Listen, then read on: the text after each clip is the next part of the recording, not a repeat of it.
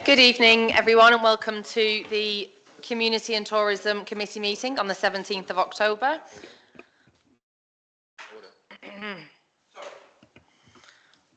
Thank you, everybody, for coming this evening to our Community and Tourism Committee meeting.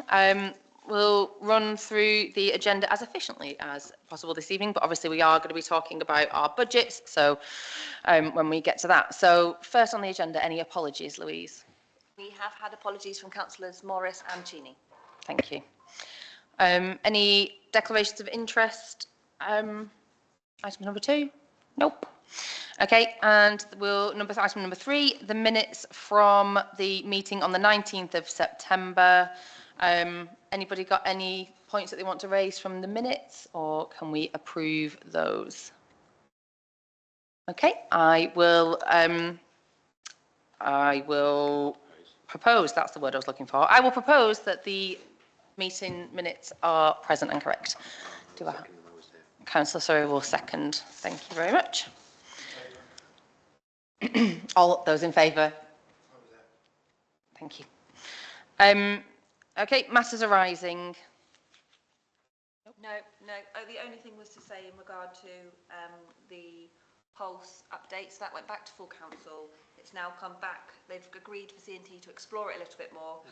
Joe's relayed that to them, that we support them in principle, and they are just going to work through the next steps. So as soon as we have an update, we'll let you know. Great, thanks, Louise. Okay, item number 5, open sessions for electors, verbal or written. We have nobody in the gallery, and No written questions. No written questions, thank you very much. Okay, number 6 on the agenda is the budget for 2025-26. Anne, would you like to come in on that? No. Hi. So you've got a few documents. Some have been printed and some haven't. There is one from the events proposed budget, which has a list of events and costs attached to them. These costs have been put into the budget document, the draft budget document, which is there. I obviously haven't got any more information on those particular events, but as a committee I believe you have a working party, so you should be aware of all of those. The large budget document that you have, I'll put my glasses on. There are a few things in here that may change, and I have highlighted those for you just for your information. The first item on your list, I'm just going to open my spreadsheet, is the CCTV income. There is a proposal from GNR that the CCTV is increased in number of hours and cover, and that has been reflected in the staffing budget, which obviously isn't included within this budget, and there is an element of St Austell who will cover a part of that growing over the next 3 years, and it is recommended that obviously that proceeds, but there is a chance that given the level of the precept when GNR consider it as a whole, that may need to be reviewed. So I just wanted to highlight that because actually it could be artificially inflating the income on this budget, which overall makes it look better than it may potentially be. So I just wanted to highlight that as a potential change. The items in terms of expenditure for the CCTV haven't really changed. We have put a 10% increase on for the contract services, given that that contract is about to end and be reissued, so that we've kept a sum of money in there. We have kept in the youth initiative 5,000 that was initially reinstated last year. This is line 22 of £5,000 for this committee to see as best and use as they see fit. As I said, all of the festival amounts under Department 301 relate to the document that's been prepared by Melissa, apart from the communications budget, which has been uplifted from the previous year. Newquay Town team, Department 306. This year, in our budget, we included a £15,000 match funding for getting projects to a shovel-ready level, so that if funding became available, we had projects to run with. And I have continued to include that going forward, so that we can enhance the grants opportunities and project funding to support, the growth and improvement of areas in and around Newquay. Tourism, other tourism, that is your, that's not what I thought it was.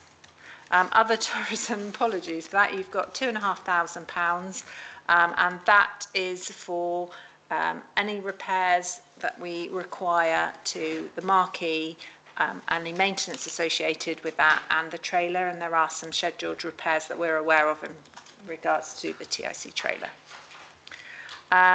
Then we come down to the TIC operating income and expenditure. This has been done on a profiled budget, which means it depends on the flow of the income, and that's been averaged out over the last 2 years plus year to date. So that has been increased slightly to the actuals. In terms of the expenditure for the TIC, nothing's really changed in there, apart from the website costs have been increased. The committee is looking and has currently agreed to look at the website for the destination management system, and then because of up and coming changes in legislation and compliance, and therefore we have increased that to look at some of the cost of covering the costs of that change if it's required before June next year. And then we have the library there as well, which we have included, and we have the community projects in there, the events that they run, and some bits in there. The only other thing that I've added this year that hasn't been in there before is I've added some extra lines at the bottom for EMR transfers, because I thought it was really important that the committee can see at this level what the effect is on the EMRs, because they are quite low now in a lot of respects. And I thought it important, given that the CCTV earmark reserve has been used substantially over the last few years to replace a lot of equipment, and now we're doing it on a rolling programme, but that initial reserve was to replace the control room systems, so it needs building up. So I have increased the the Newquay Town Council contribution into the EMR for the CCTV up to 10,000 from 5,000 last year, given that's the amount that we're taking out of it each year for equipment. And realistically, we should be funding the replacement of equipment within our budget, and the EMR should be used for the bigger replacement items such as the control room. And there's an element of 10% which I am putting in from the St Austell income that we are receiving, so that covers their proportion of that replacement as and when it comes. So that's where your budget is, very, very quickly. If there's any questions, or I'll do my best to answer them.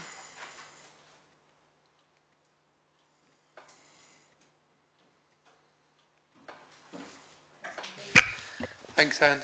And I always struggle reading some of these.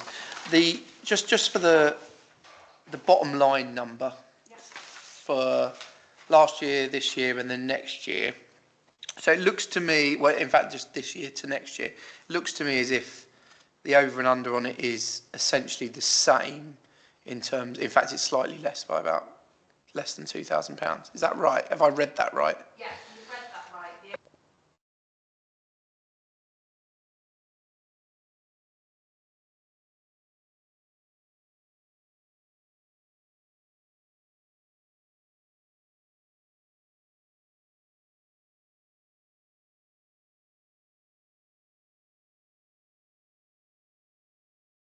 Got you. Okay, that's fine. And just on the EMRs, I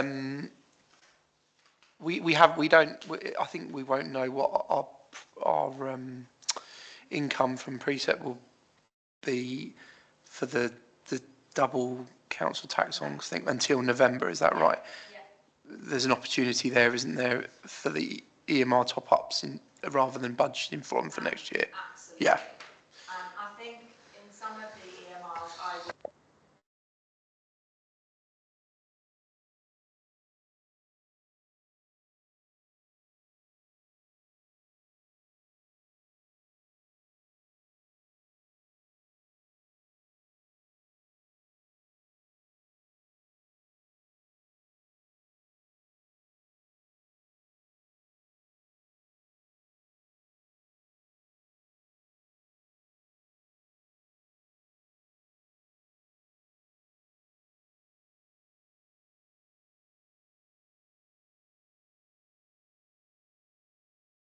Yeah, yes, please, Madam Chairman.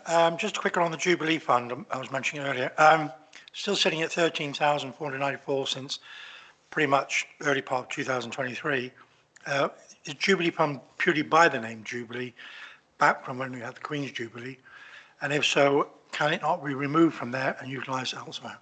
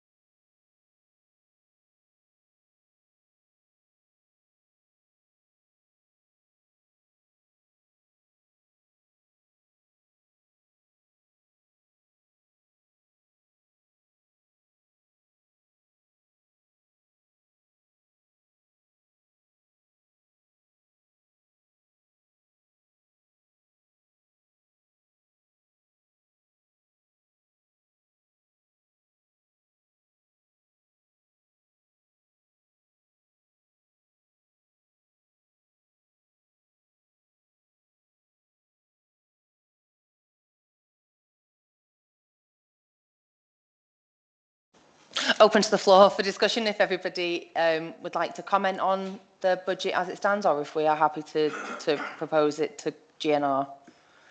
Councillor Creek. Yeah, I mean, I think on the basis that we are essentially doing what we've done in the last 12 months on this budget for the next 12 months, and it's costing us about the same. We're not proposing potentially to put up the precept. I keep looking at Anne. On that basis, I think that's a good news story, actually. So I'm happy. I appreciate I'm not on the committee, but I'm happy with that. Are we in agreement? I will propose that this budget will be sent to GNR for further discussion. Does anyone have a... Councillor Gooch, seconder. All those in favour? Thank you. Great stuff. Number 7 on the agenda is the CCTV manager's report. Thank you. So it's a short and sweet report because a lot of what I have for you is going to be discussed in exempt business. So the CCTV service is currently working to their winter level of monitoring hours. And there's some stats for you there, some of which are from the August trial. We trialled covering our monitoring gap in August and September. So there's some of the results in there, the incident stats. And again, we carried out the trial and the results that will be discussed later on in exempt business. Corporate service have been out and hand-delivered some letters for the way leave agreements, but we've received no further correspondence from any of the businesses, so it's just a wait and see on those at the moment. That's it for me. Very quick.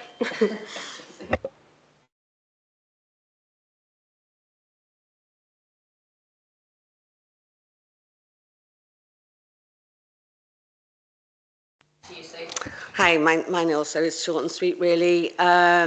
Just an update. I don't think I've seen anybody for a while because I've missed a couple of meetings, but Board Masters went well, so I'll just give you an update with that. With the staffing, that worked really well.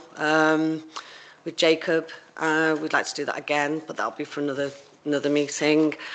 TIC are on winter hours as well at the moment. Staff will be taking leave this time of the year, so there will be some quiet times for us.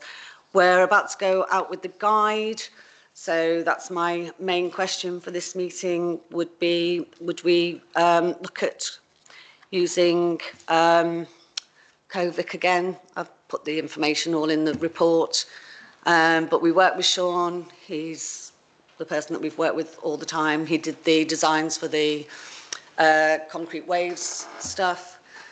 We've got quotes in here from 2 other companies, but we just feel that Sean seems to be the person that we work with well, and he works with us and he works with Town Council on other bits and pieces too. So I was just wondering if we could look at that.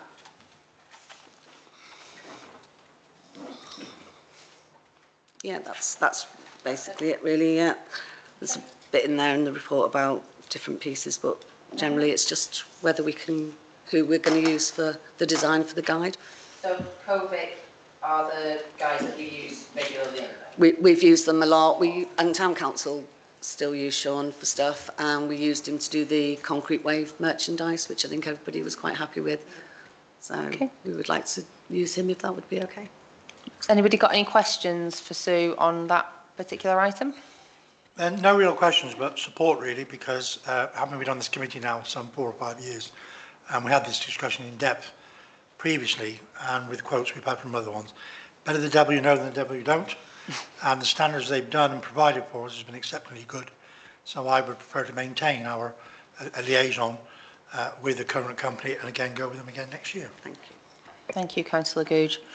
So do we need to propose that, or can we just say yes? Yes, yeah, if you can propose that you, if you're in agreement with that, the recommended TIC manager to proceed. What Joe just said. Councillor Googe is happy to propose. I'll second. All those in favour? Thank you. Okay, number 9 is the Library and Information Service Manager's report. Joe isn't here, so Joe Pewicki has something to say. Go. Yeah, there was a last minute report that was submitted. Unfortunately, it didn't make the agenda. Okay. However, the only request that the manager wanted to put to this committee was if it would consider closing the library over the Christmas period. Not specifically every day, but the days that Joe's looking at is Christmas Eve shutting at 1, Christmas Day closed, Boxing Day closed, the 27th closed, 28th open, question mark, 30th open, and then 31st, similar to Christmas Eve, closed at 1 p.m, News Day closed, and then open as normal on the 2nd. I think over the years they've never, unlike some of the other services, they've never really solidified what they do over the Christmas period, so I think they would just appreciate a bit of clarity over what the expectations are from this committee over that period for the library. I mean, it would be worth having this conversation if there was a member of the team here, so we can talk to them about footfall and the impact of it closing. She did provide me with a little bit of information because she couldn't make it. Great stuff. So, previously, previously in the last few years, they've had really low numbers on those days, specifically on Christmas Eve and New Year's Eve. The numbers are particularly low, and then on the 28th and 29th, they don't seem to get anybody. Everyone's off doing their own thing. They don't really get anybody in. She's still very conscious that they are a warm hub and a warm space, so they want to Yeah. be open on that Saturday. They want to be open days around it. It's just the early close, and that particularly that Friday and the other day that was suggested, where they generally have low footfall.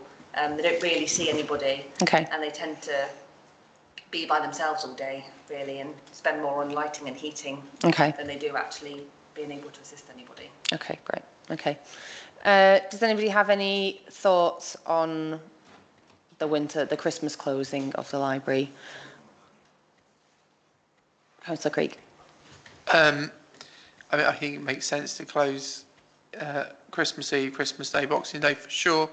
I think the Friday, Saturday, I don't know. I'd have a question mark around the Friday, Saturday for sure. I mean, New Year's Eve, New Year's Day for sure, close. But yeah, I just think after that, 2 or 3 days at home, people like to get out and about, and I suspect having a library open and also I'm conscious, as you say, it's a warm hub, and They would be open on the Saturday, it's just the close on the Friday. the 27th. Yeah, so they close 1 p.m. on Christmas Eve, close Right. Christmas Day, Boxing Day, close the 27th, open again on the Saturday, open on the Monday, close early on the 31st, shut anyway because of bank holiday on the 1st, and then open on the 2nd as normal and continue as normal. I mean, I'd be more supportive of them just closing on Christmas Eve and New Year's Eve and them opening on the Fridays, because I just think Friday, Saturdays are, particularly after you've had a couple of days off. But, that's just I'm fairly relaxed about it. Thank you, Councillor Creek. Anne. Just in terms of footfall numbers, the Friday, the day after Boxing Day, which just happens to fall on a Friday this year, tends to be the lowest footfall day. And then the Saturday tends to be more busy because that's the day that the families tend to come out. So, she was quite keen that to be open on that day, because that was the day in the past that they've always found the busiest. So just for your information. Okay. Okay, I'd be happy to propose then that they close on Christmas Eve, New Year's Eve, the Friday, but open on the Saturday. Is that close early or just close all day? Just close all day. Just close all day. Is that the same for New Year's Eve? New Year's Eve, yeah. Lovely. Does that, any seconder for that? Marco, sorry, Councillor Motta. All those in favour? Thank you. Anything else from the library, or is it just that one? I think it was just that, Chair. Just up to- Oh, can I Great. just ask, sorry, there's not a footfall counter at the library, there is in the TIC, is there, is there one? It was one in both, so do we have those stats come through via the reports? Or are they're quite new, this TIC one? Well, we used to have a little clicker, so we brought up those kind of stats, but we do have, we've got now a electronic kind of one, which we download that at the end of every month. This is into our 3rd month of it now. I've got those whenever I can. Yeah, well, maybe now Yeah. but just add it to the I'll report. bring them up, yeah. And the library doesn't currently add it to their report, is that right? No, but there's no Might reason make- why they can't. that might So make sense. I mean, would you like that on a monthly or quarterly basis? Quarterly. Well, it depends how onerous it is. If it's really easy, if a library reporting wants if it's easy, then it can just be inserted Okay. into the. I was going to say there's also a lot of information that's provided by Cornwall Council in terms of the library usage from their systems. That gets reported on a quarterly basis, and that's normally, I understand, reported to committee, but there's a link, I believe, that might be allowed to be shared. But there's some really good information on there, and Newquay Library is always at the top. Great. Thanks, Anne. Thank you. Lovely. Okay. Number 10, Corporate Services Report. Joe, is that you? It's me. So, Louise, thank you. yeah, so you've got the comms officer report there, that's just for review. Yep. She isn't asking for anything, she's just giving you a bit of an update, really, Okay.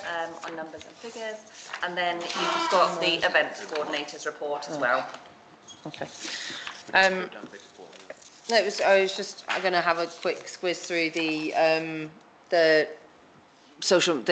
marketing and communication report, because the Newquay Town Council Climate Action Newquay group, that obviously went out, a call out for that. Is there an update on where that's got to, just for interest? How many people have been kind of proposed? I know it's kind of a half council, half town team project. Is there anything, any report, just to update on where the progress with that project? Yeah, so there was 23 applicants, or 23 expressions of interest, and we had 13 applicants, Okay, and we've selected 11. okay, They're invited to a meeting on Monday at 6:30 here. great. We are looking to arrange CPD for them with Climate Vision, who've come in to advise. That's where we're up to. Great, lovely, that's exciting.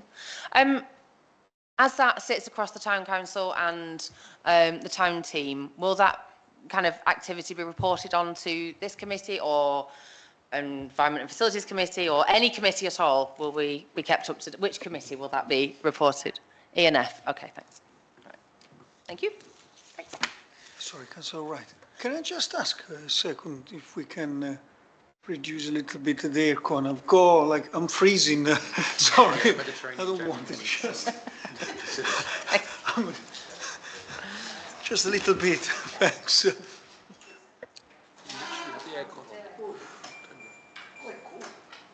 We were talking about the climate action group.